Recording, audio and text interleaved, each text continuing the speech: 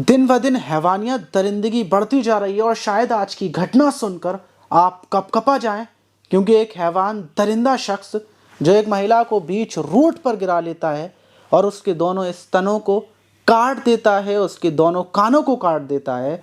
लोगों की भीड़ जमा हो जाती है। सारे लोग उस महिला को बचाने के बजाय उसका वीडियो बनाने लगते हैं और वो शख्स अपने काम में लगा रहता है। महिला की दोनों टांगें काटता है, दोनों हाथों को काट देता है और उसके बाद बड़े ही सुकून के साथ चला जाता है। लेकिन सारे लोगों के दिमाग में सिर्फ एक सवाल था कि आखिर वो इतनी बेरहमी के साथ इस महिला को क्यों काट रहा है, उसके साथ उसने ऐसी दरिंदगी क्यों की। और आखिर में जब खुलासा होता है तो हर कोई दंग रह जाता है। और ये वीडियो ख़ास कर बहुत ज़्यादा सुनना ज़रूरी है, क्योंकि इस वीडियो से बहुत कुछ सीखने को भी मिलने वाला है। तो चलते हैं और जानते हैं पूरा मामला। मेरा नाम माज है। अगर आपको हमारी वीडियोस से थोड़ी बहुत जागरूकता मिलती हो तो नीचे लाल वाले बटन को दबाकर चैनल को सब्सक्राइब ज़रूर कर लीजिएगा। तो घटना बिहार के भागलपुर ज़िले की है। 3 दिसंबर की दोपहर लगभग 1 बजे के टाइम पर वहाँ पुलिस के पास फ़ोन आता है और पुलिस को सूचना मिलती है कि बीच चौराहे पर, बीच रोड पर एक महिला को किसी शख्स ने चारों तरफ से काट दिया है। महिला के कानों को, महिला के स्तनों को काट दिया है। पुलिस ये सुनकर हैरान हो जाती है कि ऐसा आखिर कैसे हो सकता है, कोई किसी महिला को बीच रोड पर कैसे काट सकता है। लेकिन जब पुलिस मौके पर पहुंचती है और जाकर जो नज़ारा देखती है तो पुलिस वाले भी कहीं ना कहीं सहम जाते हैं, क्योंकि एक महिला ज़मीन पर पड़ी हुई थी, उसके दोनों कान वहीं कटे हुए पड़े थे, उसके दोनों स्तन, हाथ और पैर और शरीर के कई हिस्से कट चुके थे। महिला तड़प रही थी। फ़ौरन उसको उठाकर अस्पताल पहुंचाया जाता है और पुलिस वहाँ के लोगों से सवाल करती है कि महिला के साथ ये हैवानियत किसने की। तो लोग बताते हैं कि 3 लोग थे, वो तीनों इसको काट रहे थे, उसको मार रहे थे। लेकिन जितने भी लोग, वहाँ का मजमा खड़ा हुआ था, बस वो महिला की तड़पते हुए, कटते हुए वीडियो बना रही थी। वहीं पुलिस महिला को अस्पताल पहुँचाने के बाद उसके बारे में पता करती है तो पता चलता है कि महिला का नाम नीलम है, जो इसी गाँव की रहने वाली है। उसकी उम्र 42 साल है। वहीं उसके पति अशोक को बुलाया जाता है। अशोक से पूछताछ की जाती है कि तुम्हारी किसी से दुश्मनी, किसी से कोई रंजिश या फिर तुम्हें किसी के ऊपर शक हो। तो अशोक बोलता है कि हमारी किसी से कोई दुश्मनी नहीं है, ना ही नीलम की किसी से कोई दुश्मनी है, और पता नहीं किसने मेरी पत्नी के साथ ये सब कुछ किया है। पुलिस नीलम की होश में आने का इंतज़ार कर रही थी, क्योंकि उसकी हालत बहुत ज़्यादा गंभीर थी। शरीर के बहुत सारे अंग कट चुके थे और खून बहुत सारा बह चुका था कि अचानक से उसी बीच नीलम होश में आ जाती है। वहीं फ़ौरन पुलिस जब नीलम से जाकर पूछताछ करती है तो नीलम बताती है कि मैं बाज़ार आई हुई थी वहाँ से कुछ ख़रीदने के लिए, लेकिन जब मैं वापस जा रही थी तो मुझे उस दिन ऑटो नहीं मिलता, तो मैं पैदल पैदल निकल जाती हूँ और उसी बीच मेरे पीछे से अचानक से कुल्हाड़ी का वार होता है। मैं वहीं पर गिर जाती हूँ। मैं सिर्फ इतना देख पाती हूँ कि जो वार करने वाला था वो शकील था और उसका एक सगा भाई और उसका एक दोस्त, और उसी ने मेरे ऊपर कुल्हाड़ी से फिर ताबड़तोड़ हमले किए, मेरे दोनों स्तनों को काट दिया। पुलिस पूछती है कि आखिर शकील से ऐसा तुम्हारा क्या हो गया कि उसने तुम्हारे ऊपर हमला कर दिया, क्या वजह थी। तो महिला इतना बताने के बाद वापस से बेहोश हो जाती है। फिर दोबारा से जो उसका पति था अशोक, उससे पूछा जाता है कि आखिर शकील के और तुम्हारे क्या संबंध है, क्या रिश्ता है।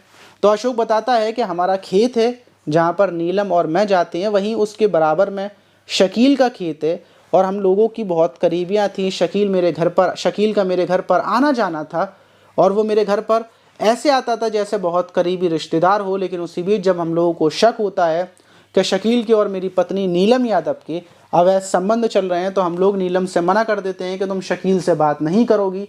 और उसके बाद शकील को भी घर पे आने की साफ मना कर दी जाती है। लेकिन शकील ज़बरदस्ती आए दिन हमारे घर में घुस आता था। वहीं पुलिस फ़ौरन शकील को ढूंढने में लग जाती है और दूसरी तरफ जो महिला थी उसकी मौत हो जाती है। पुलिस फ़ौरन 3-4 घंटों की मेहनत के बाद शकील और उसके दोस्त और उसके भाई तीनों को गिरफ्तार कर लेती है और शकील से पूछताछ की जाती है कि आखिर जिसके घर पर तुम जाते थे उसने जब तुमसे घर पर आने की मना कर दी तो फिर तुमने हत्या क्यों की, वजह बताओ कि आखिर तुमने उस महिला को इतनी बेरहमी के साथ मौत के घाट क्यों उतारा। तो शकील बताता है कि जब मेरे खेत बराबर में था उसी बीच मेरी नीलम के साथ मेरे अवैध संबंध शुरू हो गए थे। मैं नीलम के घर जाता था, लेकिन वहाँ पर साथ की साथ जो भी नीलम को परेशानी होती थी मैं उसको पैसे देता था। हम लोगों की प्रेम कहानी चल रही थी। लेकिन जब नीलम की फैमिली को ये बात पता चली, उसने नीलम से उन लोगों ने मना किया तो नीलम ने मुझसे दूरी बना ली थी, बातचीत करना पूरे तरीके से ख़त्म कर दी थी। मैंने कई बार नीलम से कोशिश की कि मैं उससे बात कर सकूं, उसको बता सकूं कि मैं उससे प्यार करता हूं, उससे बात करता हूं, लेकिन बातचीत को अलग बंद की थी। दूसरी बात, जो मेरे पैसे थे वो भी ना ही नीलम दे रही थी, ना ही उसका पति दे रहा था। मेरा दिमाग बहुत ज़्यादा ख़राब था, क्योंकि पहली बात तो मेरे साथ धोखा हुआ। वो लोग मुझसे पैसे लेते रहते थे, पैसे मांगते रहते थे। मैं सिर्फ अपने प्यार की वजह से पैसे दे देता था, लेकिन आखिर में मुझे घर से निकाल दिया गया। घर पर आना जाना, बातचीत पूरे तरीके से ख़त्म कर दी, और मैं अपने पैसे मांग रहा था, वो भी नहीं मिल रहे थे। इसीलिए मैं बहुत ज़्यादा परेशान था, और मैंने सोच लिया था कि नीलम ने मेरे साथ बुरा किया है, मैं उसके साथ इतना बुरा करूँगा कि लोग और दुनिया ये नज़ारा देख सकेगी। और मैं काफ़ी टाइम पहले से इसी इंतज़ार में था कि नीलम मुझे अकेले मिल जाए। और 3 दिसंबर को वो पैदल जा रही थी, उसी बीच में पीछे से गए और मैंने कुल्हाड़ी से उसके ऊपर हमला कर दिया, और मैंने उसके स्तन काटे, उसके कान काटे। मेरे अंदर ज़रा सा भी डर नहीं था, क्योंकि मेरे दिमाग पर सिर्फ़ और सिर्फ जुनून और बदला सवार था। पुलिस तीनों को उठाकर जेल भेज देती है। वहीं इस बात पर चारों तरफ हिंसा भड़क जाती है, क्योंकि सारे लोग, जितने भी जो पार्टियां थीं वो निकल आती हैं, क्योंकि इसमें एक समुदाय को टारगेट किया जा रहा था। कहा जा रहा था कि मुस्लिम लोग हैं वही ऐसा करते हैं, और जो शकील था वो मुस्लिम था। तो हिंसा भड़काने की तमाम कोशिशें की जा रही थी।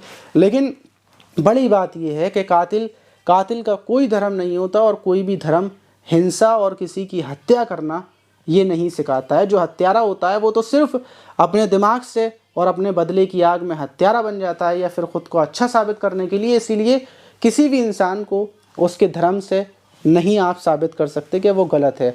धर्म एक अलग चीज़ है, इंसान एक अलग चीज़ है। लेकिन बड़ा सवाल ये है कि अगर चाहे मुस्लिम हो, चाहे हिंदू हो, या फिर कोई भी धर्म का हो, अगर वो गलत करता है तो उसको ऐसी सज़ा मिलनी चाहिए कि दुनिया देख सके, याद कर सके कि उसको इतनी ख़तरनाक सज़ा मिल सकती है। लेकिन इस घटना से ये भी सीखने को मिलता है कि आप अपने दोस्त या फिर कोई भी हो, अपने घर पर उसको ना लेकर आएँ, उसके साथ अपने घर की फैमिली की करीबियाँ ना बढ़ाएं, क्योंकि जब करीबियाँ बढ़ती हैं तो उसके बाद ही ऐसी घटनाएं होती हैं और ऐसे बवंडर होते हैं। मिलते हैं किसी और वीडियो में, जब तक के लिए आप अपनी फैमिली का ख्याल रखें।